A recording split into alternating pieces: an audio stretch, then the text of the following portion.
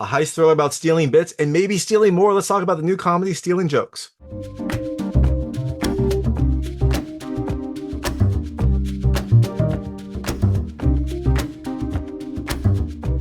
Hey everyone, it's David Stark from Watcher Pass, and I'm here to talk about Stealing Jokes, which comes to digital on demand November 1st, 2024. It is a new comedic heist thriller about comedians who get screwed and take matters into their own hands.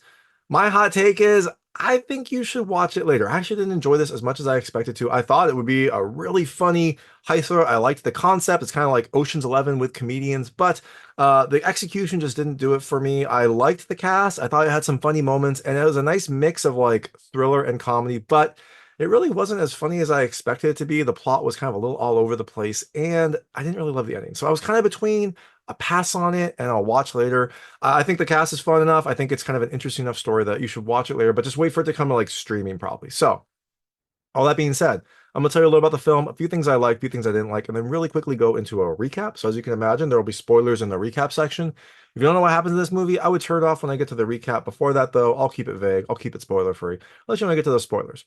So in Stealing Jokes, you have Jake Burman, who is this kind of like comic that is just not doing well. He's funny, but he's just not getting the kind of shows, the kind of bills he wanted.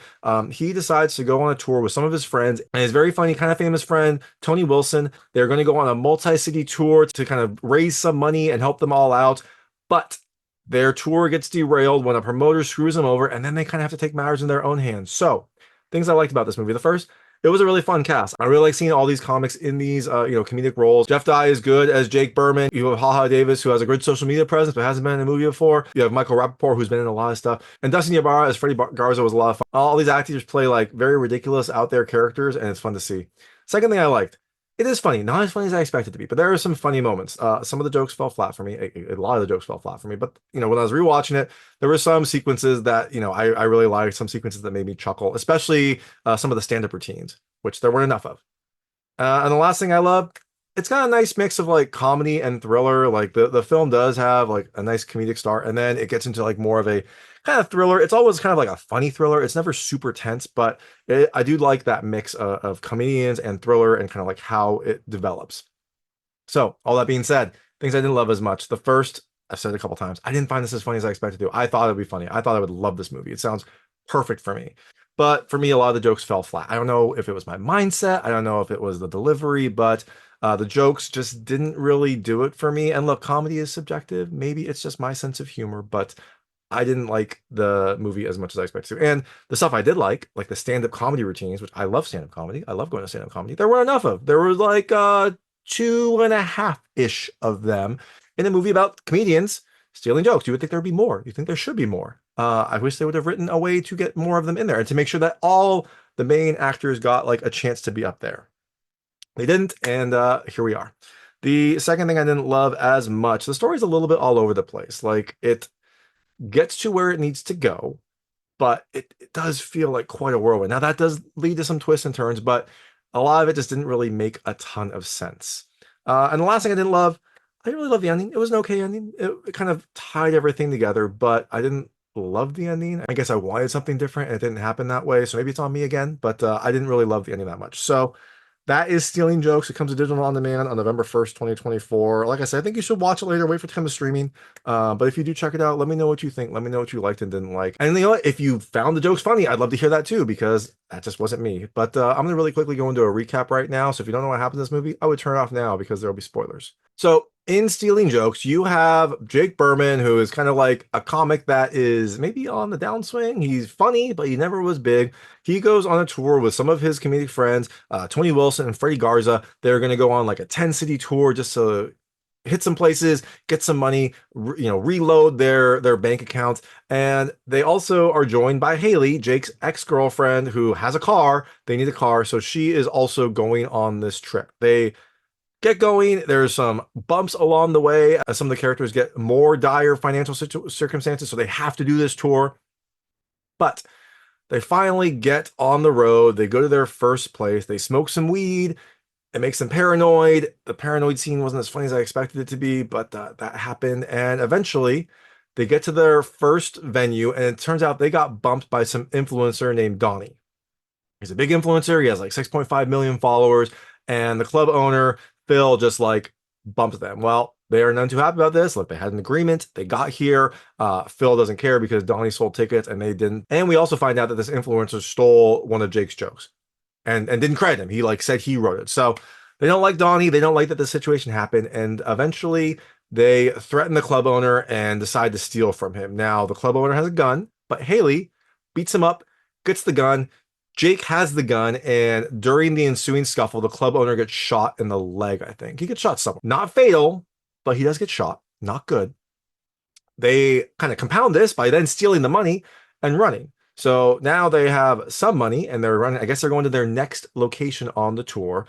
They stop at this shady motel. And unfortunately, some things happen at the motel. Now, Tony and Freddie meet up with some fans. They have a fun, wild night, and then they get mugged by these fans. The fans take all their money.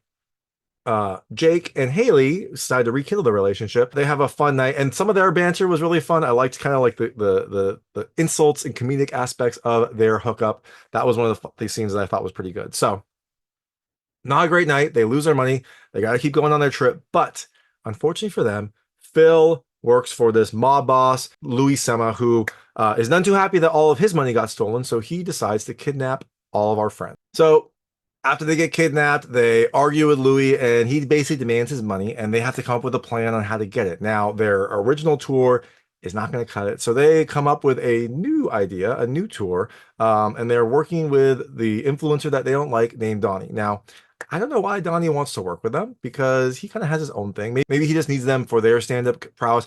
Donnie doesn't seem to be that funny, so maybe he doesn't trust himself. He wants to be part of it, but he is not going to be like the whole show. For some reason, Donnie decides to start working with them. I also don't know what happened to their tour. Like they had a 10-city tour. Their first person screwed them, but presumably that doesn't mean the next 9 will as well. I guess they just abandoned that. Maybe Donnie booked all of them. I don't know. I'm not sure exactly what happens. But then how would Donnie have time to work on this next tour? Who knows? But they need to get money for Louis. They decide to go work with Donnie, and they come up with this idea for this tour. Now, Donnie also has the video of Jake shooting Phil. So it seems like he has a little bit of blackmail on them. Maybe he just wants this to hold over on Jake because he's angry that Jake is a funnier comedian than him.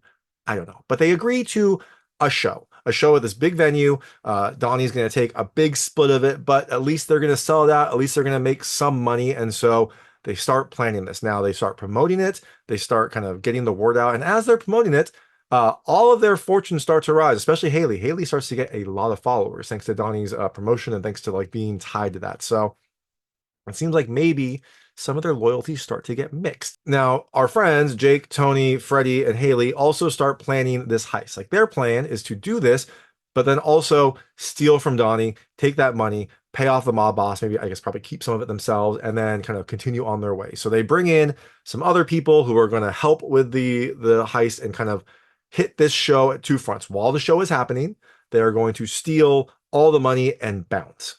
So the show happens. Freddie goes up first. He does a good job. I liked the stand-up aspects of this. I wanted more stand-up comedy. And, this is one of the few times when we actually had it. Now, after Freddie goes on, Jake is supposed to go, but he tells Haley that she can take his time, which is very sweet. She's been wanting to get up there on stage. And so he's like, you can take my time. Haley goes up, seems to do a good job. We don't hear a ton of the jokes, but she seems to do a good job. And while this is happening, the two heists occur. So the group that they brought in goes and steals from the merch vendors. They take all the money from the merch sales, which I don't know how much money you're going to get from the start of the show. They probably should have waited till the end. But then then no one would have been like fixated on the comedic show, so they probably would have gotten caught. So they steal from the merch vendors. They bounce. They seem to be fairly professional. They go right to their car and go. Now, the other crew, we don't know who exactly they are, but you can tell it's Jake, Freddie, and Tony. They all put on masks and they steal the ticket sales, the cash ticket sales. They go in there, they take all that money, and they bounce. Now, unfortunately, they are all recognized, but what are they going to do? This is all a dirty operation anyway, so they're not really going to call the cops. And as they're leaving, they have some troubles. They drop some of the money. They take a little bit longer than expected. So as they're leaving, Jake also stops and listens to Haley. He's proud of her. It sounds like she's doing well, but he's wasting valuable time. They need to get out there and go. He wastes some time. They eventually get to the car and they're about to go. But unfortunately for them, someone who has been a thorn in Jake's side the entire time is at the show. It's this cop who's been kind of like harassing him. His girlfriend likes Jake's comedy, so he takes her to the show, and she seems to be having a good time. But the cop gets kind of an intuition when he sees some people on the stage leave. I guess he profiled them. I don't know. I don't know why. I don't know where he got his intuition, but he thinks something bad's happening. So when those people leave, he also leaves. He gets to the merch stand right after the robbery happens, right after the more professionals left. And so he asks what happened. The lady points. He goes out to explore. The merch thieves have left, but unfortunately, our friends who took more time bumbled a little bit more, and Jake sat there listening rather than running to the van. They get caught. Freddie and Tony are in the van. Jake is still, running, and he gets caught by the cop. Now, the cop pulls his gun, tells him to stop, tells him to wait. Jake is like, he pulls his hood off. He's like, yo, look, it's me. Like, what are you going to do? And he still has a gun. He's like, look, this is fake. And he's holding the gun up. I'm like, no, that is not what you do if you have a gun pointed at you and a cop thinks that you might be dangerous. Jake learns very quickly not to do that because this cop shoots him in the stomach. Jake falls over, bleeds. The other folks drive away. And we just see Jake kind of bleeding on the ground. His girlfriend is doing a good job. She's doing a great job of comedy, but Jake is bleeding in the alley. Now, we get this like interesting scene, like I guess in Jake's head, where we see different scenes from what happened, like, fun memories, happy memories, things like that. And then we cut. We see some updates for all the people involved, all the various characters. We see what happened to them. Again, they're not super funny. They're kind of out there, but it's fun. And then we see what happens next. We get 6 months later. Jake went to jail and does comedy in jail. So he is in jail. He's doing his time. Clearly got caught for this robbery. And so now he's doing his time, doing stand-up in the jail. It was okay. It wasn't super funny, but it was okay. But there was a cool cameo here. White Boy Rick. You might remember him from the 2018, 2017 film, White Boy Rick, about his story. The actual White Boy Rick is in jail here at the show. It was like a little cameo because he knows the director, and so they kind of like did a fun cameo after he got released, still in the jailhouse comedy scene. So we get that, and then you find out 3 years later after this, so 3 years and 6 months after the heist, Jake gets out of jail. His friends are all there. They come to pick him up. They're hitting the road, doing a 10-city tour, leaving tomorrow. And he's like, well, who's headlining? And Miley rolls down her window. Seems like she got, the most from this heist. She got all those followers, and she is the headliner. So they jump in.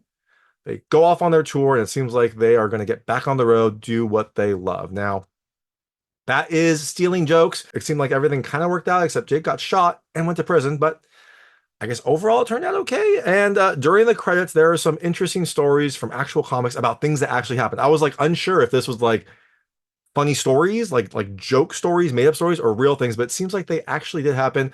Pauly Shore is also in there kind of talking about something that happened to him. So those are fun to see. It kind of like shows some of the insanity that happens during stand-up comedians and some of the shady things that can be pulled on them when they're just trying to get their money, just trying to eat. And so that is kind of one of the things that inspired this whole movie. So I really liked that they had that during the credits. But that is stealing jokes. Like I said, I think you should watch it later. I think you should wait for it to come to streaming. I didn't like it as much as I thought I would, but I still think you should eventually check it out. Just again, wait for it to come to streaming. If you do watch it, let me know what you think. Let me know what you liked and didn't like. Let me know if you thought the jokes were really funny. Let me know if my humor is off base.